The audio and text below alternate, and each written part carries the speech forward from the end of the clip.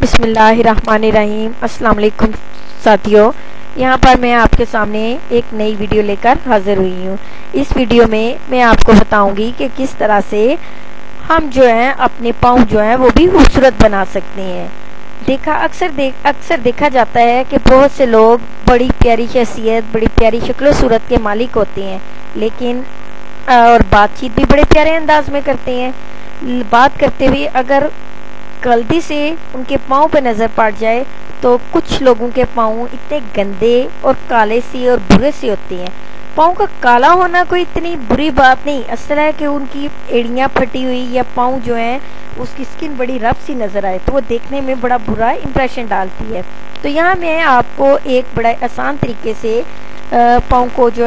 पाँव की स्किन को खूबसूरत बनाने का, फ्रेश करने का तरीका बताऊंगी, जिससे ना सिर्फ आपके पाँव जो हैं सफ़ेद हो जाएंगे बल्कि साथ ही साथ उनकी जो अंदर जो है बड़ी सॉफ्टनेस आ जाएगी, को देखने वाले को भी बड़े अच्छे लगेंगे। आपको खुद तो अपने पाँव अच्छे लगेंगे, लेकिन आपके साथ अगर किसी की भी नज़र आपके पाँव पे पड़ती है तो वो भी देखकर आपकी शख्सियत के बारे में अच्छा ही सोचेगा।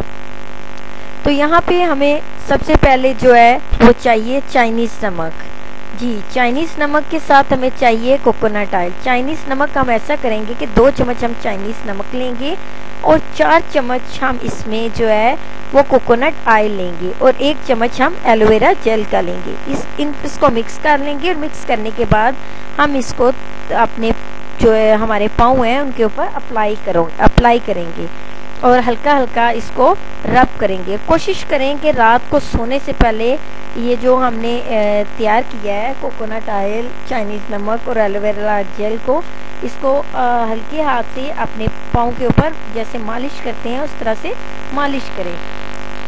4 से 5 मिनट आप मालिश करें और उसके बाद जो है वैसे ही टिश्यू के साथ पाँव साफ़ कर लें, या बेशक साफ़ ना करें, क्योंकि ना तो नमक या कोकोनट ऑयल और ना ही एलोवेरा जेल के इसमें कोई ऐसी चीज़ है कि जिसकी वजह से आपको डर हो कि कोई कीड़ा वगैरह हमारे पाँव तक ना आ जाए।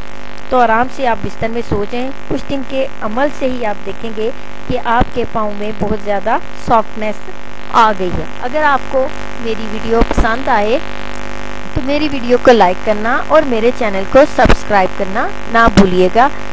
शुक्रिया।